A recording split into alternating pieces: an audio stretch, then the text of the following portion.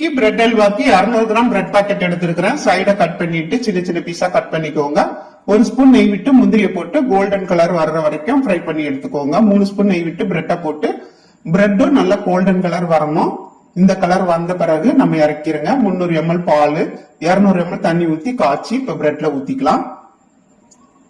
இப்ப அடுப்பை பத்த வச்சு விட்டுக்கிட்டு நல்லா மிக்ஸ் பண்ணி விட்டுக்கோங்க. பிரெட்டும் பாலும் நல்லா மிக்ஸ் ஆயிரணும். நல்லா மிக்ஸ் பண்ணிடணும். 200 கிராம் நாட்டு சர்க்கரை இப்ப நம்ம போட்டுக்கலாம். கொஞ்சம் நெய் விட்டு நல்லா திரும்பவும் மிக்ஸ் பண்ணிக்கணும். 200 கிராம் பிரெட் பாக்கெட்டுக்கு 200 கிராம் நாட்டு சர்க்கரை கரெக்டா இருக்கும். நமக்கு ஒரு பிஞ்ச் அளவு உப்பு போட்டுக்கோங்க.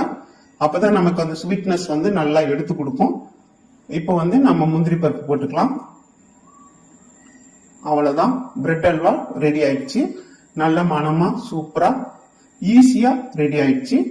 நீங்களும் செஞ்சு பாருங்க, சாப்பிட்டு பாருங்க. தேங்க்யூ.